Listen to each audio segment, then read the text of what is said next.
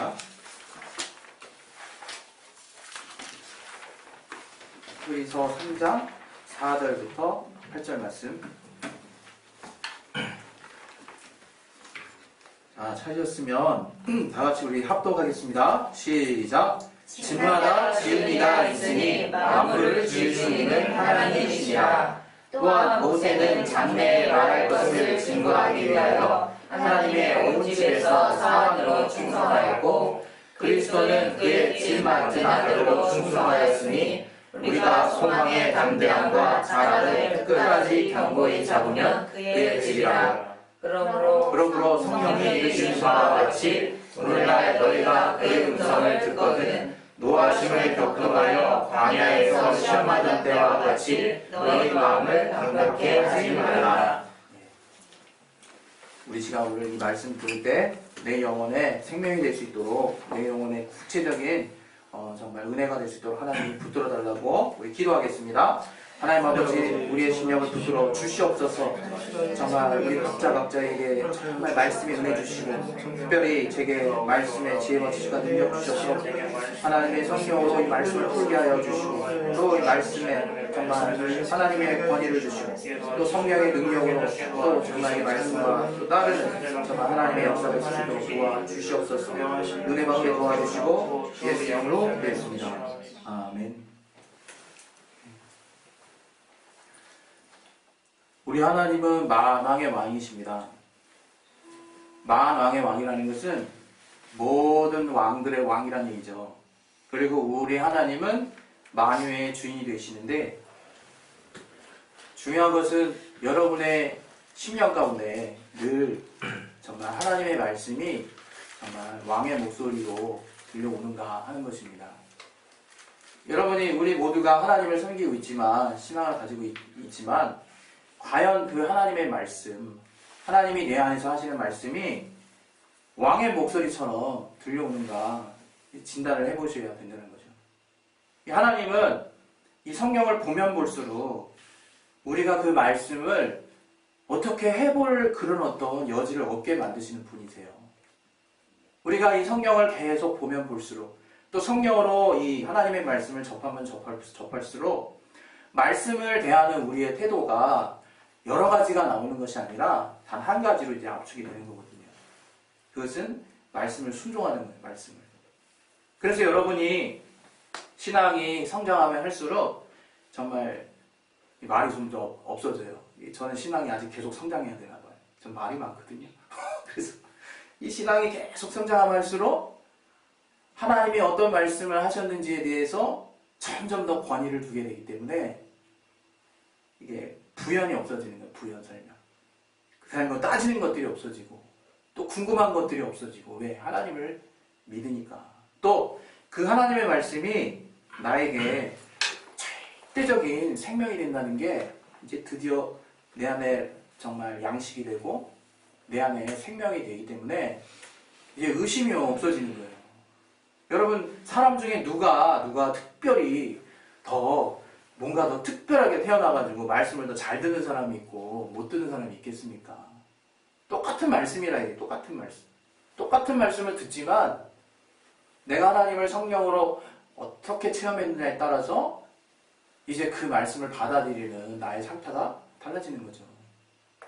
여러분이 우리가 신앙생활할 때 신앙의 척도를 다른 것으로 볼 필요가 사실은 없어요. 내가 과연 내 앞에 떨어진, 또 내게 말씀하신 그 말씀을 얼마만큼 순종할 수 있는가. 신앙은 사실 노골적으로 표현하면 순종할 수 있는 능력이에요. 순종할 수 있는 능력. 과연 어떤 사람이 정말 특별하게 태어나서 하나님의 말씀을 더 많이 순종할 수 있으며, 어떤 사람은 정말 역량이 딸려서 몇 개밖에 순종하지 못하는가. 우리가 그것을 다만 마치 하나님의 말씀을 어떤 행위에 대한 순종의 차원으로 보기 때문에 정말 순종할 수 있는 게 있고, 내 능력으로 안 된다라고 생각하는 게 있는 거죠. 그러나 주의 말씀을 보면 완전히 그 오해가 풀려버린다. 이거 완전히. 주님은 정말 그 당시 정말 죄인이라고 여겼던 세리나 창기에 정말 섬김을 받았거든요. 그거는 그 당시 율법에 의하면요, 아예 상종도 하지 말아야 될 존재들이에요. 죄를 지었기 때문에. 그런데 주님은 아예 그 첫 시작부터 무력화시켜버리세요. 그 율법에서 말하는 기본적인 것들을, 그 거룩함에 대한 것들. 그리고 저들 안에서 깊이 들어가서 저들의 어떤 외모에서 풍겨나는 어떤 이미지나 저들의 겉을에서 정말 그동안 행해왔던 행실이나 그런 것들을 다 무시하시고 그 내면에 들어가셔서 그와 상대하시는, 그와 상대. 그가 정말 주님을 따르고자 하는가, 그것을 보고 싶다. 그것을 하나님 보고 싶어 하신다 이거예요.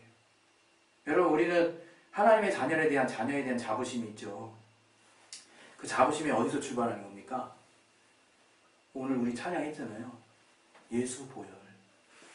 정말 예수의 공로로 아무 공로도 없는 내가 주님과 완전하게 하나가 됐고 이제 하나님을 아버지라고 부를 수 있는 그 감당할 수 없는 자격이 내 안에 들어왔던 게 나의 자부심인 거예요. 그게. 그래서 그 자부심이 하나님과의 관계에서 어떻게 드러나냐면 하나님을 사랑하고 무시로 하나님과 대화하고 하나님을 의지하고 정말 내 어떤 상황, 환경이 어떻게 된다 할지라도 그 하나님과 동행하는 것이 얼마나 큰 기쁨인지를 누리면서 사는 것이 나의 자부심이라 해요. 나의 자부심. 정말 우리가 정말 때로는 세상에서 열심히 공부해가지고 어느 수준에 이르러가지고 남들에게 존경을 받는 위치에서 정말 이게 정말 삶이구나 라고 하는 것이 자부심이 아니라 또 우리가 분명히 정말 인생을 열심히 살면 또 적절한 재화를 얻을 수 있어요. 그렇게 해서 얻어진 어떤 환경과 정말 내 앞에 있는 것들이 자부심이 아니라 나는 어느 때든지 내가 비록 다른 모든 사람의 비난을 받는 거지 같은 신세가 내 있을지 할지라도 하나님 앞에 아버지 부르면 하나님이 그 부름에 응답하시고 그 하나님과 교제할 뿐만 아니라 그 자녀의 기도를 들어주시는 아들의 신분이 됐다는 게 그게 큰 자부심인 거예요. 그게. 그래서 그 주님 앞에 나는 늘 순종할 수밖에 없다. 순종할 수밖에 없다. 그 예수께서 정말 우리에게 보여주신 본이 빌립보서 2장 5절부터 나오는데 제가 워낙 그 구절을 좋아하다 보니까 참 많이 우리가 봤잖아요. 거기서 우리가 얻어지는 본이 뭡니까? 너희는 이 마음을 본받으라 하는 거거든요. 곧 예수 그리스도의 마음이니 라고 하면서 시작하잖아요. 그것을 우리는 겸손과 순종이라고 표현을 해요. 그 겸손과 순종이 어디서 나왔냐 이거 어디서. 그것은 주님이 나를 이토록 사랑하심에 대한 반응이에요. 반응. 예수는 아버지와 함께 하셨던 분이세요. 말씀으로 함께 하셨던 하나님이세요. 아버지 하나님이 자신을 얼마나 정말 사랑하시는지 그분은 그 사랑으로 가득 차신 분이라 이거예요. 그래서 우리 요한복음 11장에도 나사로가 죽었을 때 주님이 아버지 내 기도를 항상 들으심을 위해서 감사한다는 표현이 나올 수 있는 거거든요. 왜?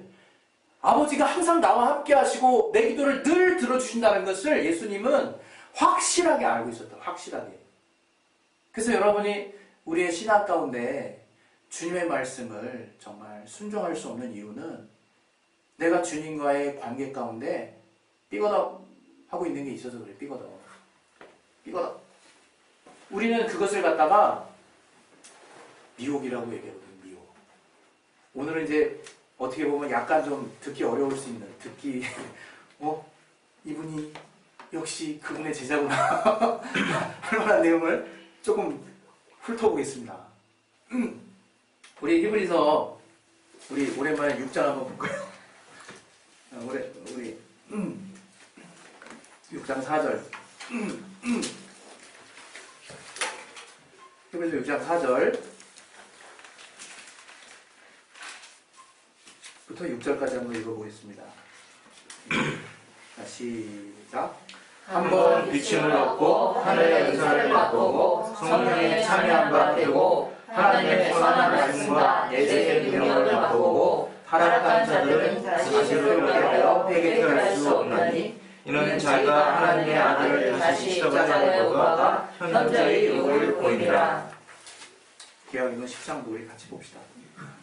우리 26절 26절만 우리 보겠습니다. 시작. 우리가 진리를 아는 지식을 가져 짐짓 죄를 범한즉 다시 속지 않는 제사가 없고. 우리 아들 예수는 우리 모두가 아는 바와 같이 많은 사람의 대속물이 되시기 위해서 오신 거예요. 그러니까 죄인을 부르러 오셨다고 이제 표현하고 있잖아요. 그래서 그 당시 예수를 핍박하고 비난하고 하는 그런 모든 행위에 대해서 회개가 있는 거예요. 회개가. 우리가 이 성경의 이 두 구절, 또 이제 그 밖에도 이제 그런 하나님의 어떤 용서함이 없는 부분에 대한, 죄에 대한 부분에 대해서 우리가 이렇게 뭔가 겁먹을 만한 내용들이 이렇게 곳곳에 있어요.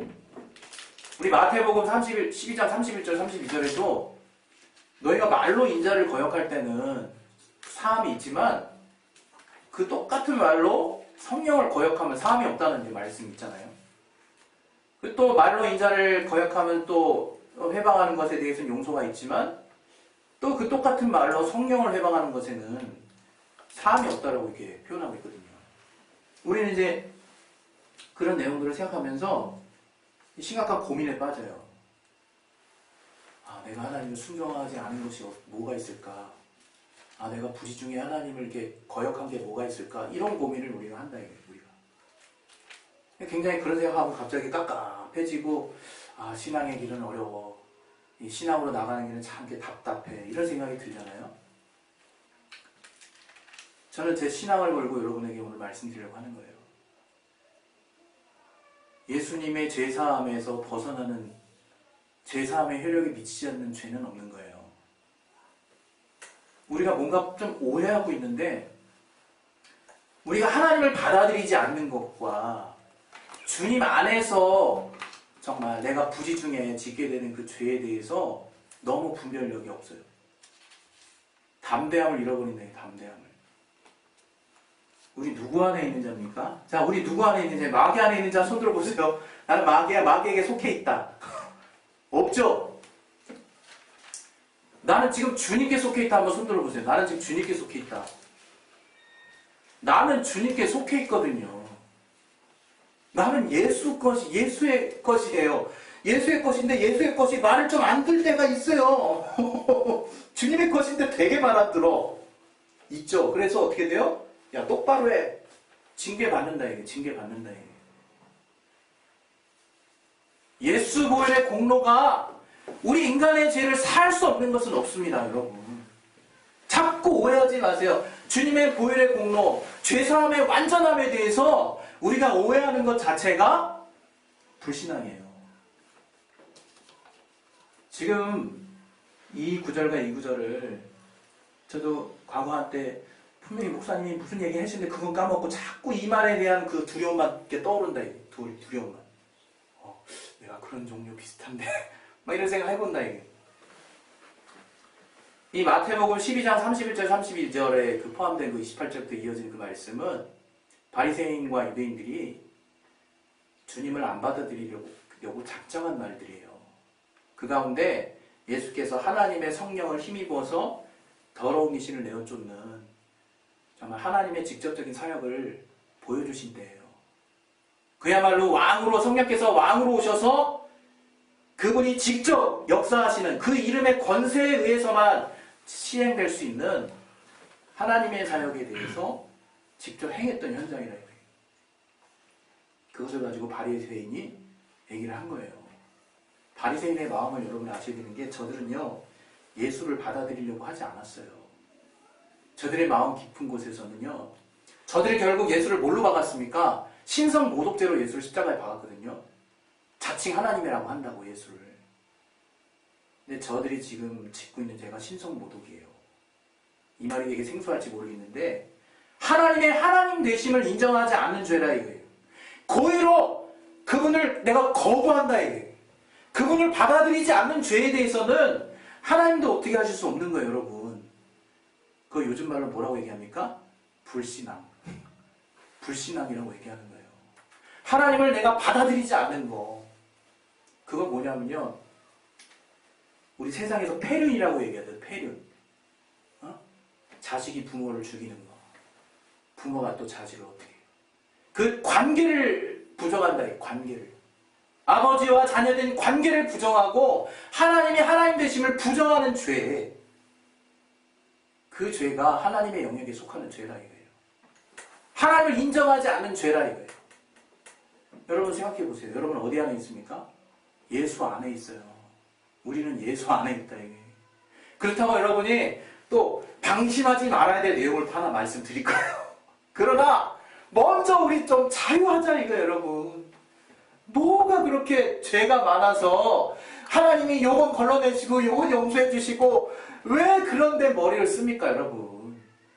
나 주님 안에 들어있는데, 나 이미 주님의 지체인데, 나 이미 주님의 몸인데, 그럼 주님의 몸 안에서 그냥 도려내시기를 바라신다는 겁니까?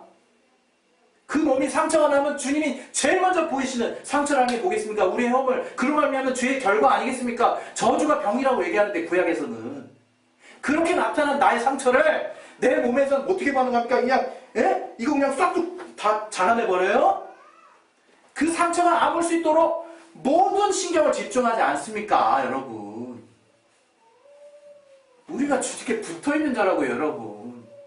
분별해야 될 거 아니에요, 여러분. 얼마나 우리가 그것 때문에 억압받고 정신없는지 아세요? 제가 보더라도 정말 이렇게 말하면 죄송하지만 한심해요.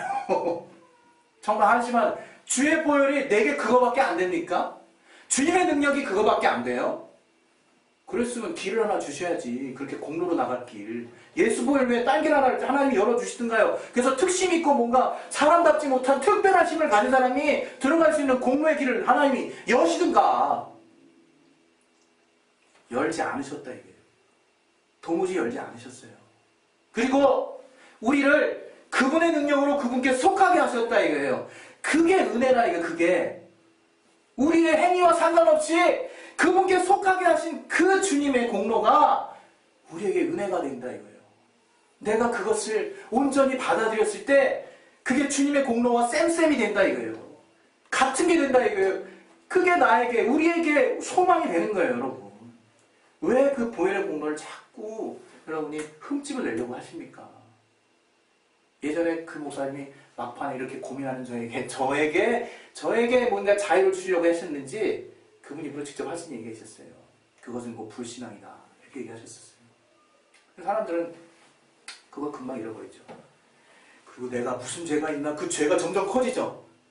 그래서 자기도 지기 어려운 상황에서 머리가 뒤로 꺾어지듯이 막 고민하다 푹 쓰러져가지고 어떻게 됩니까? 그때 신앙 양심에 의해서 주님을 떠나기 시작한다 이거예요. 아휴 어쩔 수 없구나. 아휴 주님 이런 부분 보지 마세요. 이제 주님과 가까이 자격도 없어요.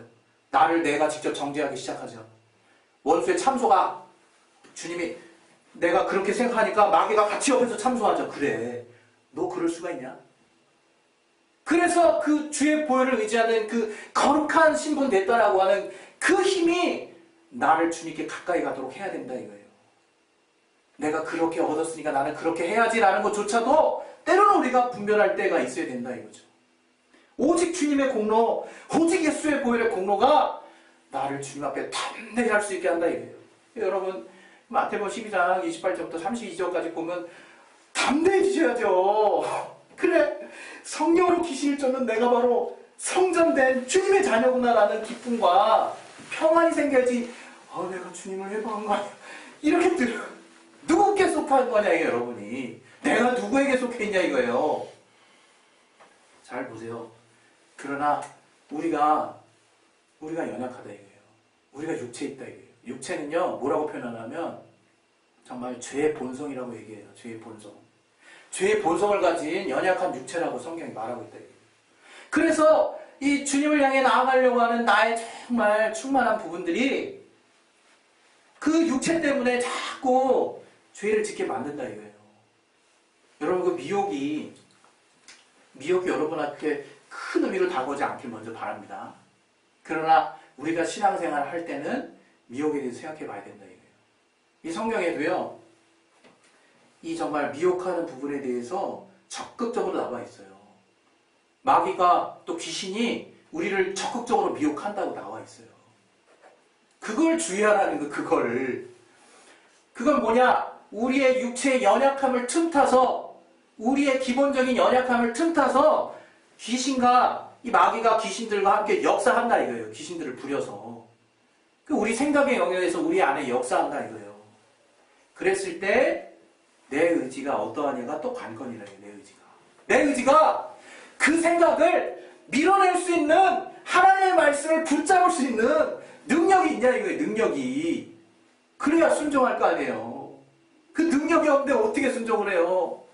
막 치고 들어오는데 우리는 가만히 있으면요 육체 사람이 되는 거예요. 그걸 아셔야 돼요. 우리 그냥 가만히 있으면 죄져요. 가만히 있으면 충만해지는 게 아니에요. 우리는 육체의 소욕이 그만큼 크다 이거예요. 우리 보여지는 환경 안에서 육체가 요구하는 바 끌어당기는 게 자석이라 게 자석 끝내줍니다.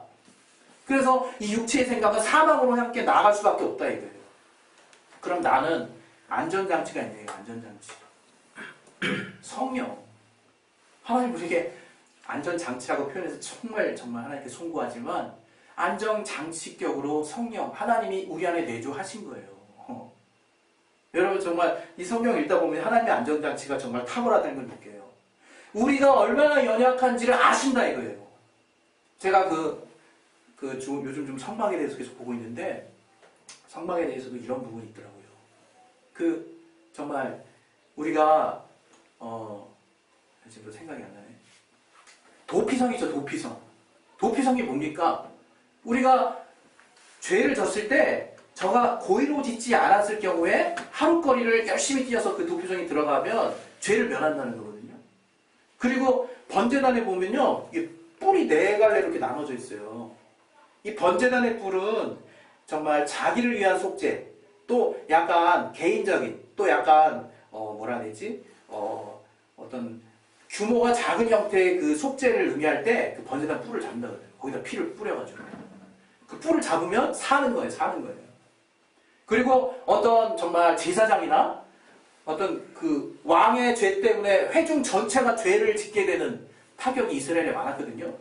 그랬을 때는 그 회막 안에 또 금양로에도 뿔이 있어요. 거기도 4군데. 그 뿔을 잡는 거예요. 그때는 제사장이 자기 죄를 위해서, 또 제사장이 회중을 위해서 그 뿔을 잡는 거예요.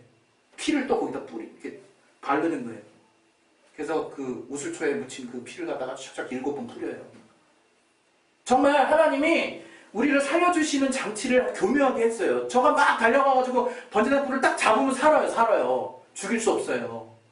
도피성도 마찬가지고. 또 우리 정말 창세기에 보면 저가 정말 선악과의 그 실과를 따먹지 말라는 거 먹고 나서 생명나무가 에덴에 같이 있는데 하나님이 두루두루 화영감으로 에덴 생명나무의 실과를 따먹지 못하도록 보호하시잖아요. 하나님의 장치가 있다 이거 장치. 성령께서 우리 안에 그렇게 임하셨다 이거예요. 육체의 연약함을 능히 극복할 수 있도록 성령께 의지하면 그 신령한 영의 생각을 따라 살 수 있도록 그렇게 우리를 만드셨다 이거예요. 여러분 우리가 성령에 충만하게 성령으로 정말 순종할 수 있어야 되는 거예요. 성령으로.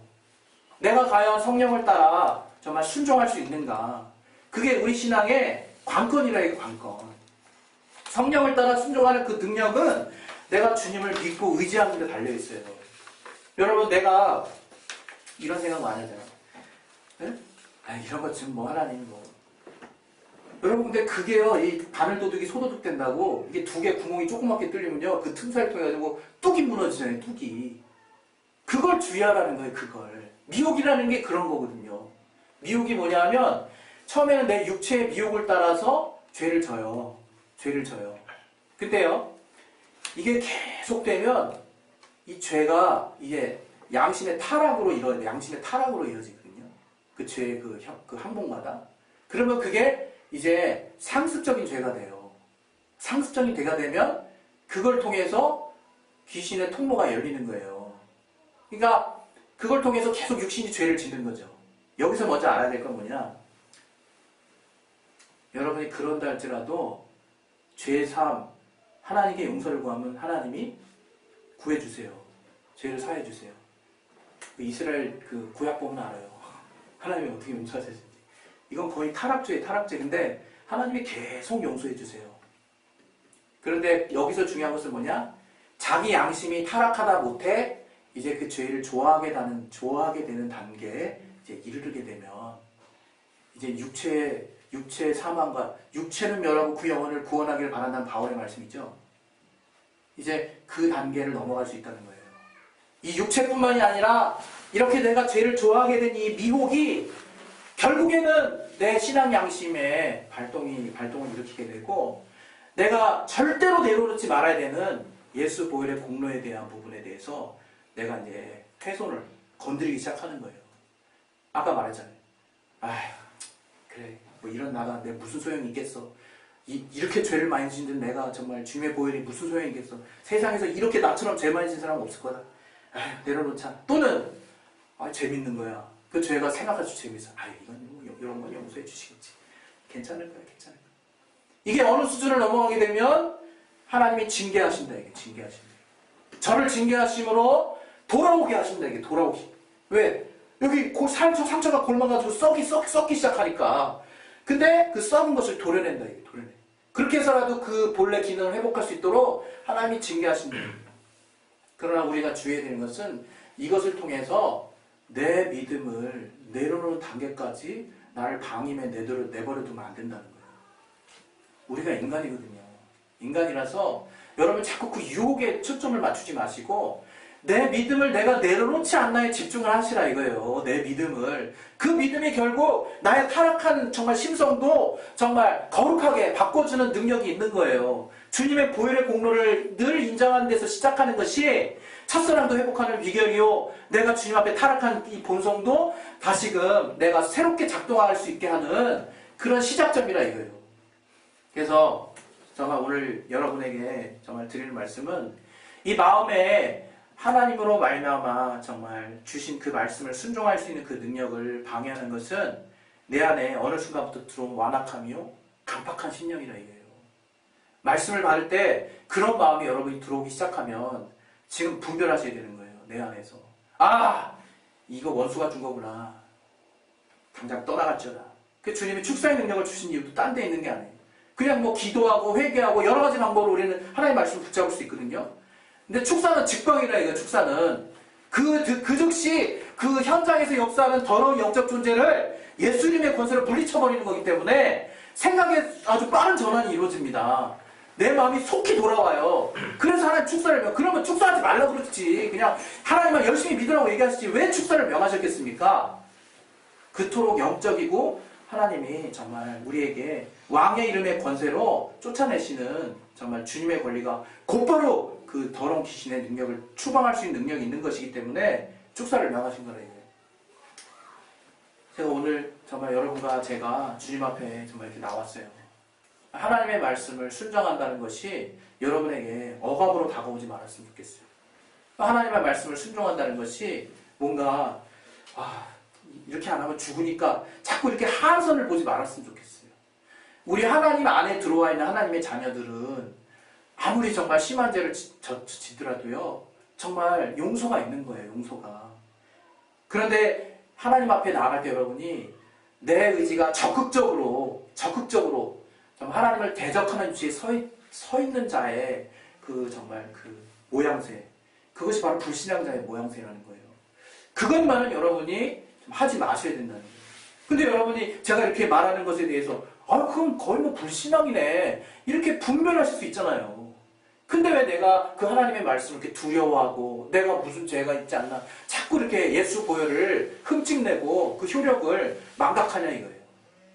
그래서 마지막 정말 저와 여러분이 정말 이제 기억해야 될 말은 무엇이냐? 바로 예수 보혈의 공로는 나의 모든 죄를 사해 주신다는 것이 그게 진리입니다. 그리고 더불어서 내가 이 정말 내 육체의 연약함을 파고들어서 원수가 죄짓게 하는 그것에서부터 70번에 7번이라도 주님이 용서하신다고 말씀하셨으니까 계속해서 그때마다 정말 주님의 보혈을 힘입으시고 주님께로 돌아오시면 그냥 그걸로 하나님은 깨끗해졌다고 믿으시는 거예요. 그 담력이 있으셔야 되는 그 신앙생활 하려면 그냥 내 마음이 연약해가지고 이런 자를 못하러 받아주실까? 제가 옛날에 많이 그랬거든요. 워낙 의지가 없으니까. 근데 그때마다 하나님이 나를 또 보호해 주시는 방식이 있었어요. 정말 저를 사랑한다는 그 표현을 얼마나 성경을 통해서 많이 보여주시든지 얼마나 나를 돕는 자들을 통해서 많이 말씀하게 해주시든지 그게 진짜 큰 위로가 되더라고요. 근데 지금 와서 제가 믿음을 보고 성경을 보고 신앙을 보니까 정말 이게 최고더라. 이게 정말 예수 보혈을 의지하는 그 믿음이 우리에게 최고가 된다 이거예요. 여러분, 정말 오늘 성령께 순종하자라는 제목을 가지고 왔지만 그 순종도 내가 정말 주님이 이미 우리에게 순종하게 하신 장치입니다. 주님이 우리를 사랑하셔서 우리 내면의 마음의 법으로 이미 다스리시기로 작정하신 주님의 장치예요. 우리를 향하신 사랑의 표현이에요. 그걸 아셔서 내가 어렵고 힘들 때 힘들더라도 조금이라도 성령께 의지하고 정말 성령 충만하기를 놓고 기도하기 시작하면 내 상황이 달라지고 회복이 된다 이거예요. 우리는 그렇게 해서 마지막 정말 최악의 상황, 혹시 내 육체가 너무나 타락해서 내 신앙 양심이 너무나 정말 발동해서 믿음보다 더 커져서 주여 나 같은 자 내버려 두세요라고 하는 믿음을 포기하는 미련한 짓 하지 않도록 끝까지 예수 보혈 공로를 믿음으로 시인할 수 있는, 그래서 그것이 바로 그 성령께 순종하는 것입니다. 그래 하나님의 구별된 거룩한 자녀들 되시기를 예수 이름으로 축원합니다. 할렐루야. 그래서 여러분이 정말 그 고의로 짓는, 고의로 하나님을 대적하는 부분에 대해서만 마음에 그 신경을 쓰세요. 또 내가 또 이렇게 얘기하니까 또 하나님 자녀 안에서 고의로 이렇게 자꾸 연결시키지 마시고 불신앙자는 고의로 하나님을 이렇게 거부했다는 잘하는 거예요. 그래서 이 세상에도 과실치사가 있고 살인자가 있잖아요. 주님 안에서도 고의로 살아난 살인이라는 죄에 대해서는 생명의 속전이 없어요. 그런 자는 그냥 죽여버리려고 했어요. 하나님과 상관없다 이거예요. 그러니까 우리는 하나님 안에 이미 들어와 있는 자거든요. 자꾸 그 상황을 상정해서 끌어당기지 말라 이거예요. 무슨 말씀이신지 충분히 이해했을 줄 믿고 이 시간 우리 같이 기도하겠는데요. 나는 하나님의 자녀, 예수 보혈로 이미 거룩하게 구별된, 그러나 육체의 연약함으로 말미암아 마귀가 틈을 줄 수 있는 우리의 기본적인 우리의 상태가 있는데, 그런 육체의 연약함 극복할 수 있도록 하나님이 성령으로 말미암는 충만함을 주셨사오니 죄 진다 할지라도, 정말 또 죄를 짓고자 하는 마음이 들어온다 할지라도 우리 안에 성령을 늘 의지하게 하셔서 죄 지면 회개하고, 정말 죄 짓는 유혹이 이미 들어온 상태면 예수 이름으로 내쫓고, 정말 또 내 안에 하나님의 말씀이 있으면 그것을 더 순종할 수 있도록 성령의 힘으로 순종하게 도와달라고 우리 철저히 성령께 순종하는 주님의 자녀 되시기를 예수 이름으로 축원합니다. 할렐루야. 아멘. 우리 시간 기도하실 때 정말 성령으로 순종하게 도와주옵소서. 그것은 나를 이미 성령께서 정말 지배하신 결과고, 성령께서 내 마음에 정말 신비를 새겨주신 결과이오니 아버지, 이토록 내가 주님께 자그마한 의지 하나를 쓰면 주님께서 나를 정말 충만하게 이끌어 가시는, 하나님이 나를 향하신 그 사랑의 장치를 그 성령께서 임하시게 하신 것을 너무나 감사하다고, 우리가 그 은혜를 따라 사는 자 될 수 있도록 하나님 도와달라고 우리 시간 예수여 한 번씩 기도하겠습니다. 예수여! 하나님 아버지, 우리를 성령으로 충만하게 역사해 주시옵소서. 아버지, 우리 안에 정말 예수 이름의 공로를 시인할 수 있는 정말 믿음 있게 도와 주시옵소서. 성령으로 충만하게 주시고 깨닫게 주시고 아버지 인도해 주시옵소서. 정말 주님 안에서 우리가 예수로 말미암아 어떠한 신분이 되었는가는 것을 분명히 알게 도와 주시옵소서. 우리가 오해하지 않게 도와주옵소서. 주님의 공로에